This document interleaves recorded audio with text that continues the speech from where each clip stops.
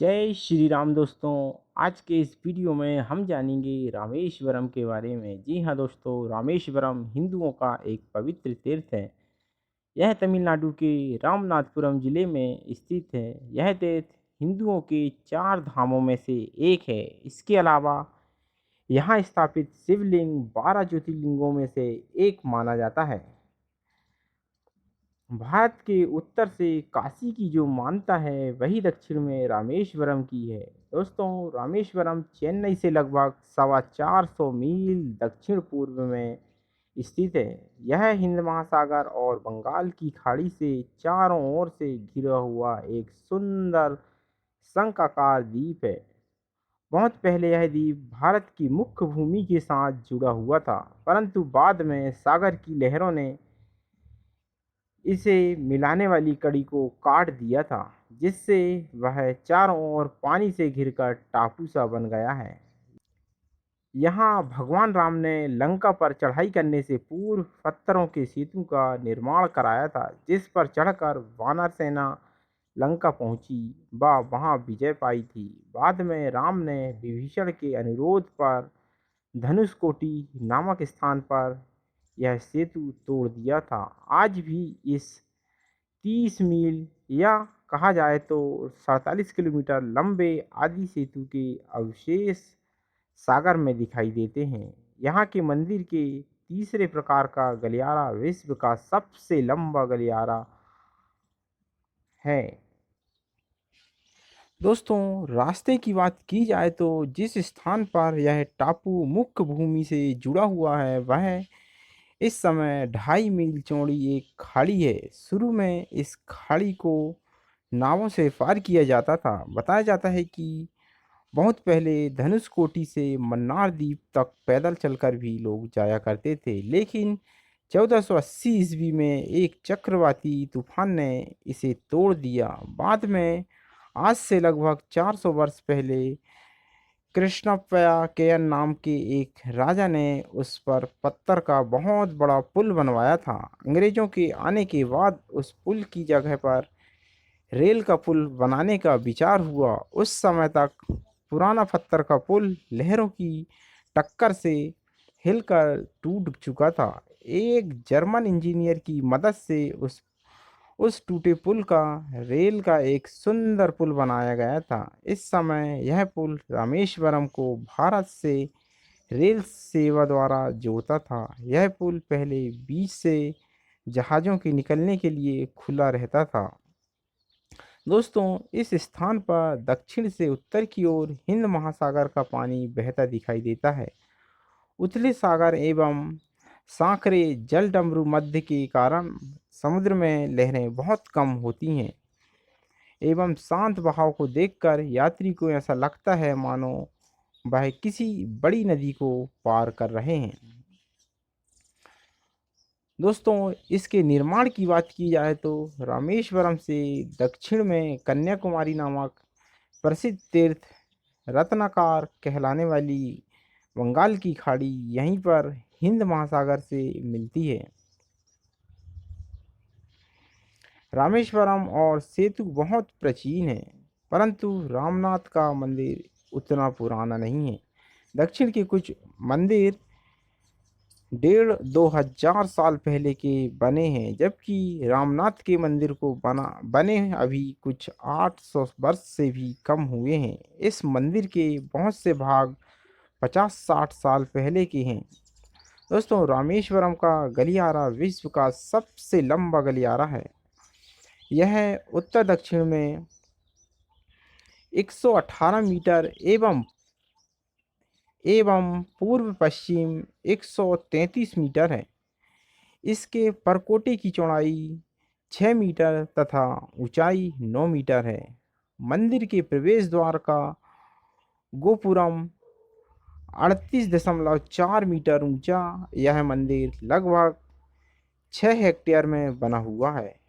मंदिर में विशालाक्षी जी के गर्भगृह के निकट ही 9 ज्योतिर्लिंग स्थापित हैं, जो लंकापति विभीषण द्वारा स्थापित बताए जाते हैं। रामनाथ के मंदिर में जो ताम्रपट हैं उससे पता चलता है कि 1173 ईस्वी में श्रीलंका के राजा पराक्रम बाहु ने मूल लिंग वाले गर्भगृह का निर्माण करवाया था। उस मंदिर में अकेले शिवलिंग की स्थापना की गई थी, देवी की मूर्ति नहीं रखी गई थी। इस कारण वह निसंगेश्वर का मंदिर कहलाया। यही मूल मंदिर आगे चलकर वर्तमान दशा को पहुंच गया।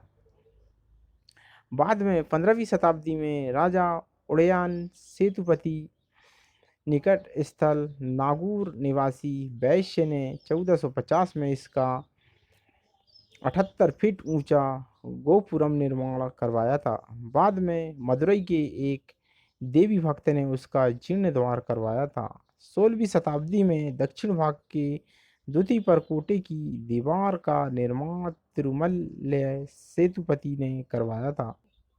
उनकी व उनके पुत्र की मूर्ति द्वार पर भी विराजमान है। इसी शताब्दी में मदुरई के राजा विश्वनाथ नायक के एक अधीनस्थ राजा उदयन सेतुपति कट्टेश्वर ने नंदी मंडप आदि निर्माण करवाए थे। नंदी मंडप 22 फीट लंबा और 12 फीट व 18 फीट ऊंचा है। रामनाथ के मंदिर के साथ सेतु माधव का मंदिर आज से 500 वर्ष पहले रामनाथपुरम के राजा उदयन सेतुपति एक धनी वैश्य से मिलकर बनवाया था। 17वीं शताब्दी में दलवाय सेतुपति ने पूर्वी गोपुरम आरंभ किया और 18वीं शताब्दी में रवि विजय सेतुपति ने देवी देवताओं के शयन गृह एक मंडप बनवाया। बाद में मुत्तु रामलिंग सेतुपति ने बाहरी परकोटे का निर्माण कराया और 1898 से 1904 के बीच मध्य देवकोट्टाई से एक परिवार ने 126 फीट ऊंची 9 द्वार सहित पूर्वी गोपुरम निर्माण करवाया। इसी परिवार ने 1908 से लेकर 1925 में गर्भगृह की मरम्मत करवाई। बाद में उन्होंने 1948 में महाकुंभ अभिषेक भी करवाया था। दोस्तों, रामेश्वरम मंदिर के स्थापत्य की बात की जाए तो रामेश्वरम का मंदिर भारतीय निर्माण कला और शिल्प कला का एक सुंदर नमूना है। इसके प्रवेश द्वार 40 फीट ऊंचा प्रकार में और मंदिर के अंदर सैकड़ों विशाल खंभे हैं जो देखने में एक जैसा लगते हैं, परंतु पास जाकर जरा बारीकी से देखा जाए तो मालूम होगा कि हर खंभे पर बेल बूटे की अलग अलग कारीगरी की गई है। रामनाथ की मूर्ति के चारों ओर परिक्रमा करने के लिए 3 प्रकार बने हुए हैं। इनमें तीसरा प्रकार 100 साल पहले पूरा हुआ था। इस प्रकार की लंबाई 400 फुट से अधिक है, दोनों ओर 5 फुट ऊंचा है, करीब 8 फुट चौड़ा चबूतरा बना हुआ है। चबूतरे के एक ओर पत्थर के बड़े बड़े खम्भों की लंबी कतारें खड़ी हुई हैं।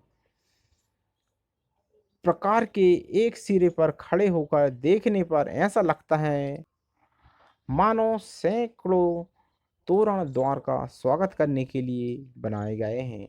इन खंभों की अद्भुत कारीगरी देखकर विदेशी भी दंग रह जाते हैं। यहाँ का गलियारा विश्व का सबसे लंबा गलियारा है। रामनाथ के मंदिर के चारों ओर दूर तक कोई पहाड़ नहीं है जहाँ से पत्थर आसानी से लाए जा सके।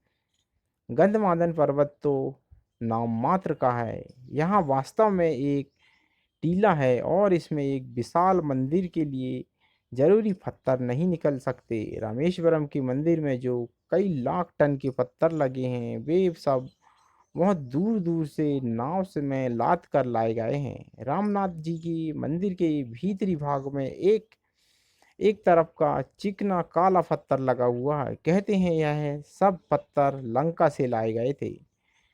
रामेश्वरम के विशाल मंदिर को बनवाने और उसकी रक्षा करने में रामनाथपुरम नामक छोटी रियायत के राजाओं का बड़ा हाथ रहा है। अब तो यह रियासत तमिलनाडु राज्य में मिल गई है।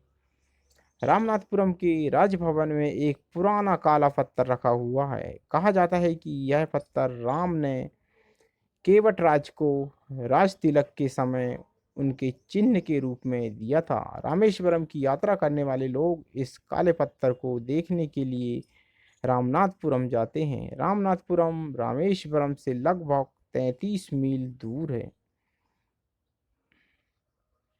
आइए दोस्तों जानते हैं यहाँ की कथा के बारे में। रामेश्वरम के विख्यात मंदिरों की स्थापना के बारे में यह रोचक कथाएं कही जाती हैं कि सीता जी को छुड़ाने के लिए राम ने लंका पर चढ़ाई की थी। उन्होंने युद्ध के बिना सीता जी को छुड़वाने का बहुत प्रयत्न किया, पर जब रावण ने न मानने पर विवश होकर उन्होंने युद्ध किया। इस युद्ध हेतु राम को वानर सेना सहित सागर पार करना था, जो अत्यधिक कठिन कार्य था। तब श्री राम ने युद्ध कार्य में सफलता और विजय के पश्चात कृतज्ञता हेतु अपने आराध्य भगवान शिव की आराधना के लिए समुद्र किनारे रेत से शिवलिंग अपने हाथों से निर्माण किया था। तभी भगवान शिव स्वयं ज्योति स्वरूप प्रकट हुए और उन्होंने इस लिंग को श्री रामेश्वरम की उपमा दी थी। दोस्तों, इस युद्ध में रावण के साथ उसका पूरा राक्षस वंश समाप्त हो गया और अंततः सीता को मुक्त कराकर श्री राम वापस लौटे थे। रावण भी असाधारण राक्षस नहीं था, वह महर्षि पुलत्स्य का वंशज और वेदों का ज्ञानी था। शिव जी का बड़ा भक्त भी श्री राम को उसे मारने के बाद बड़ा खेद हुआ। ब्रह्म हत्या के पाप और प्रायश्चित के लिए श्री राम ने युद्ध विजय के पश्चात भी यहाँ रामेश्वरम जाकर पूजन किया था। कहते हैं दोस्तों, शिवलिंग की स्थापना करने के पश्चात इस लिंग को काशी विश्वनाथ के समान मान्यता देने हेतु उन्होंने हनुमान जी को काशी से एक शिवलिंग लाने को कहा था। हनुमान पवन सेतु से बड़े वेग से आकाश मार्ग से चल पड़े और शिवलिंग ले आए। यहाँ देखकर राम बहुत प्रसन्न हुए। रामेश्वरम ज्योतिर्लिंग के साथ काशी के लिंग की भी स्थापना कर दी गई। छोटे आकार का यह शिवलिंग रामनाथ स्वामी भी कहलाता है। ये दोनों शिवलिंग इस तीर्थ के मुख्य मंदिर में आज भी पूजित हैं। यही मुख्य शिवलिंग ज्योतिर्लिंग है। दोस्तों, उस सेतु का पौराणिक संदर्भ की बात की जाए तो पूरे भारत, दक्षिण पूर्व एशियाई और पूर्व एशियाई के कई देशों में हर साल दशहरे पर और राम के जीवन पर आधारित सभी तरह के नृत्य नाटकों में सेतु बंधन का वर्णन किया गया है। राम के बनाए इस पुल का वर्णन रामायण में तो है ही, महाभारत में भी श्री राम के नल सेतु का जिक्र आता है। कालिदास जी रघुवंश में सेतु का वर्णन है। अनेक पुराणों में भी श्री राम सेतु का विवरण आता है। बिटरेनिका में इसे राम सेतु कहा गया है, जबकि नासा और भारतीय सैटेलाइट से लिए गए चित्रों में धनुष कोड़ी से जाफना तक जो एक पतली सी दीपों की रेखा दिखती है, उसे ही आज राम सेतु के नाम से जाना जाता है। इसी पुल को बाद में एडम्स ब्रिज का नाम मिला। यह सेतु तब 5 दिनों में ही बन गया था। इसकी लंबाई 100 योजन व चौड़ाई 10 योजन थी। इसे बनाने में उच्च तकनीक का प्रयोग किया गया था। चलिए दोस्तों, सुनवाते हैं रामायण संबंधित यह प्यारा भजन।